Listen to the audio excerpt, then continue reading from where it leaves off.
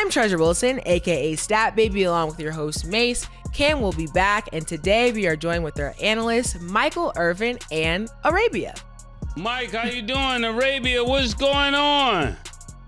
Hey there, what's up? Happy to be here. How are you? I'm doing well. It seemed like Mike tried to wear my colors, but I don't know what's going on. I got on a brown jacket. He got on a brown jacket with a little hint of blue. I don't know what's going on. Stats wearing a Steeler jersey. I need a timeout. I need a timeout just before we start. How was y'all weekend? Well, my weekend was really, really great. It was Halloween. It was amazing. Uncle Mike, how was your weekend? Yes, man. You know, Make's throwing some shade and all of that. He didn't really mean it. You know some shade in that. And what he's really talking about is me losing Saturday with Miami and you losing Sunday, Rick. Don't let him mess with you like that. Don't even act like we're going to justify that. Yay, Mike. When he said, how was your weekend? Oh, he done included college games. See what he said. Mike, who need enemies with friends like these? Oh, Mike. Right. So, yeah. I think, and I'm just gonna start with it. I think Stat jinxed them. Really, I don't want to put it all on you. Maybe Stat jinxed them. Who knows? Did you bring Killer to the game? No, and it was an odd weekend, and it ain't certainly not Stat's fault or Killer fault. But what made it odd for me was this was like, okay, it wasn't like it was real enemy territory. I mean, this is my city too. You know, I saw a whole bunch of people doing it was an 11 o'clock game in the morning, 11 a.m. And they were still out there early, getting crunk up early. So I was like, I should go over there and stir it up. And then I said, no, because they're real family. So I can't stir it up too bad. I just wanted to spank them a little bit Saturday and then hug them Monday night when the Cowboys game. You know, we were just enemies for a moment. But obviously, they spanked me, and hopefully they'll hug me Monday night when the Cowboys take care of the Cardinals. Mike, that was wild. They spanked you, and you hoping they hug you. And you was gonna spank him. Mike, all of that was crazy, but it's the difference between a beating and a loving. Spanking is crazy, but Arabia, we're gonna let you go since you guys are the hosts for the day. Go ahead. Well, I'll just add. She said, huh? I'll just add. I had a great weekend.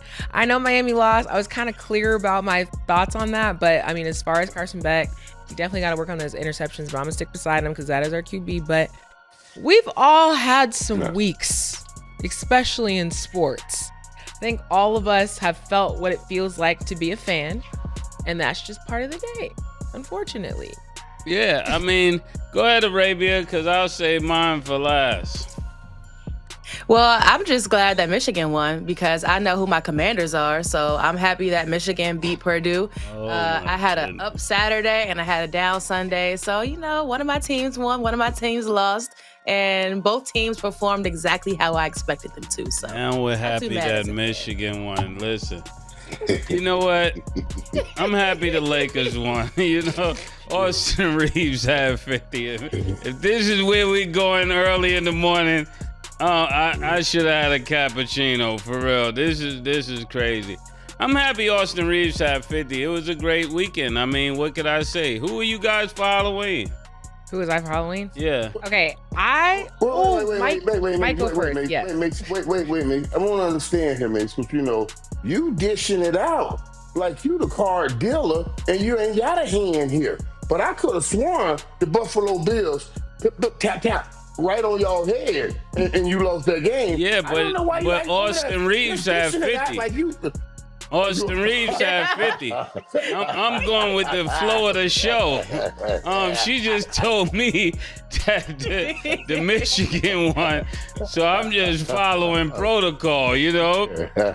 Tell Cam if he doesn't like it, I'm up here following protocol. You see this, Cam? She's talking about the Michigan one. So who am I not to say that Austin Reeves had 50, you know?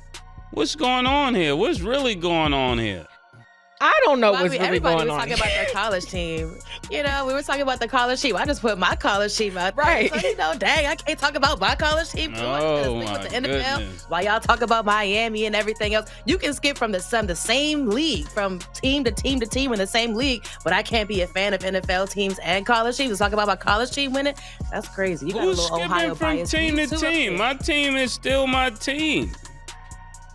Oh, because I thought at first you was a Redskins fan back in the day, and then you was a Chiefs fan, and then you abandoned the Chiefs when they didn't have a good start for somebody. I can't keep up, but my fault. If you're still a Chiefs fan, that's very consistent, and I love that. And I love that for you. Okay, so Arabia brought up a good point. There were some downs Sunday. So I want to start this first game because of the injury. This is a very unfortunate down because this is something that nobody wanted to see. So we saw the Seahawks beat the Commanders 38-14. Jayden Daniels went down with a severe arm injury. So Arabia, I'm actually going to let you go first. Then Mike, how do you feel about the Commanders season so far? Like I said, it's exactly as I expected. I try to warn people in the off season what this season was going to look like. I try to explain to people that just because we made it to the NFC Championship game last season, that did not mean that we were going to do anywhere near the same thing this season. But I was a hater. I wasn't a real fan. I was a woman who needed to stay in the kitchen. I'm in the kitchen cooking. You just not listening. Okay? And y'all don't like when a female knows more ball than you. Listen to me. I promise you, I will guide you to the light. I told you guys exactly what was going to happen, and it's playing out week after week. This season is going the way that it is because last year we didn't have the same problems with injuries. We got lucky with the injury bug. Last season, we had an easier schedule. We didn't have the same tough schedule that we did this year. And I know y'all don't like to hear the fact that sometimes having film on players doesn't matter, but that definitely matters. So either way, there's a lot of blame going around. A lot of people saying that Adam Peters didn't build a good roster. A lot of people saying that Cliff Kingsbury and Dan Quinn shouldn't have had Jayden Daniels in the game. Down 31 points with seven minutes left in the game. A lot of people saying that Joe Witt Jr. needs to be fired. But my whole thing with that is we don't have the personnel for man. And when we play man, we get beat. We're not sticky enough in zone. When we play zone, gaping holes in that defense. People are wide open when they throw on us. So it's almost like, what is there to do with the personnel that we have? Either way, I hope that Jayden Daniels heals up. Like you said, Stat, it's a very gruesome injury. We got to see what Marcus Mariota can do. But at this point, the proof is in the pudding. We're still in a rebuild. Y'all didn't like to hear it in the offseason, but we're seeing it play out. And, you know, the team isn't good. It's not a good team. Who is y'all? Who is y'all, Arabia? Who is y'all? That's a great question. So y'all is NFL fans and die-hard Commanders fans who don't like to hear the truth about their team. Some fans are realistic about who their team is. Some fans put their cape on for their team like the team is paying them. And they don't like to hear negative things about their team. So the y'all are the people who didn't believe what I was saying in the offseason. Would Michael Irvin qualify as a y'all? Would Stat qualify as a y'all?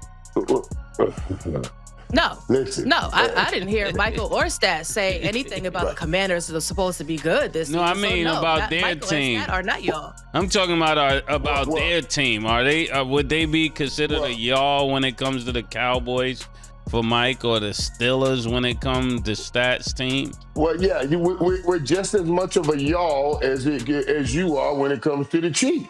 That's how we y'all it, y'all, if we want to y'all that. But listen, hey, Arabia, that was a mic drop. Everything you said was a mic drop. And I was part of that y'all because and Mase and everybody else were, because they were sitting here saying the Cowboys are the worst team in the East because we expected Washington and the Philly to be the top teams. We all fell into that. If you're telling me you were predicting this and saying this early on, because I didn't see it happening, I saw when you got Debo Samuel, I thought, oh my God, they just got the missing piece. Because last year, the only thing I thought that was missing was toughness. And Philadelphia out-toughed you in that championship game. And Debo Samuel is, when you look up the definition of tough, they got a picture of Debo Samuel and his son. His son too. His son is a little muscle. He's gonna be another Debo Samuel. But so I thought you had picked up that missing piece that they needed. So I am devastatingly surprised at what Washington's going through. And I am saddened to see what Jayden Daniels suffered today. Now, get this, because you guys saw that game today, and you saw Jayden Daniels was trying to come back, and he wanted to be the hero. I mean, he was putting himself in harm's way with some of the runs and some of the things he was trying to do, trying to force action to make it happen. And yeah, so I honor him for trying to pull his team out of it. I must admit, when he went down, I thought about his mom and all of the things that she said when she said, "Stop putting your mouth on my son," and comparing him and saying this is a RG3 situation. I absolutely went to that thought and started praying for him. And like you, Arabia, and he's just such a great talent. We all are praying for him. He's one of the, we need all our brothers to stay right up there. We got to get him back on the field and get him back out there great. Get him back out there fast, because he represents us all well. Yeah, I really hope prayers up for Jayden Daniels and the entire family. I pray he have a supernatural, speedy recovery, because that will be what's warranted for this great family. So, Mama, we're praying for you. And Mama, I know our prayers work, so we look forward to him returning in rare form. Okay. Hey, let me tell y'all this, though, not to make jokes of it, but and we swear, I promise. Mm-hmm. Well, we're praying for his recovery, but it reminded, when you said that, Mase, it reminded me when I hurt my knee, right? My second year in the league, I tore my ACL. And my mom got on a plane, and she came down. She said, "I'm going to come take care of you, baby." She came and take care of me. And I was being a baby laying in the bed, and she was rubbing my knee, and I was depressed. And she was saying, "Well, we're going to be all right, baby. God is always able. God is able." And she was asking me a few questions. She said, "Well, baby, are we going to have to give back the money?" I said, no, that signing bonus is our money, right? It's our money, right? And she was rubbing it. And she said, "Well, we don't have to get back the money." I said, "No." And she said, "Well, what about the other money?" I said, "Oh, they still going to be paying us while we hurt." She said, "Oh, boy, why you got me up here? We fine then." That's all she cared about. She was like, "Boy, what you talking about? The money still coming? You going to be fine, boy. Don't you worry about it." You know what I mean? So you know, yeah, I'm just, that mom, boy, yeah. That made me think about my mom, man. So, yeah, she'll be praying. We're praying for him. I love that dude, Jayden Daniels. Yeah, because she's really been protecting the bag. She been TSA the whole time. She making sure. She definitely has. I like that, Mase. Wait a minute. Stop. What you said, boy? Where you got one from? She been checking the bag. She been TSA the whole time. Hey, that's all right there. She checking everything, boy. Yeah. I'm talking about checking it like Santa, too. Checking that list twice. Not one time. She checking that list twice. Trying to find out who's not even nice for hers. I understand. Yeah, since the government has been down, when you go through the airport, they've been letting people go through just without checking anything. So that's what brought it to my mind. That's scary. Yeah, I'm like, that is scary. Yeah. But Arabia brought up this point earlier, and so I do kind of want to discuss this a little bit more, because I feel like the question of the day is, why did Dan Quinn leave Jayden Daniels in the game after being down 31 points? So Arabia first, how do you kind of feel about that decision made by the head coach? I mean, hindsight is always 20/20, right? Like, looking at what happened and the timing and all that kind of stuff. Like, who knows that if in the next offensive series he would have kept Jayden Daniels out, and if inevitably they would have taken him out, who knows when that would have been.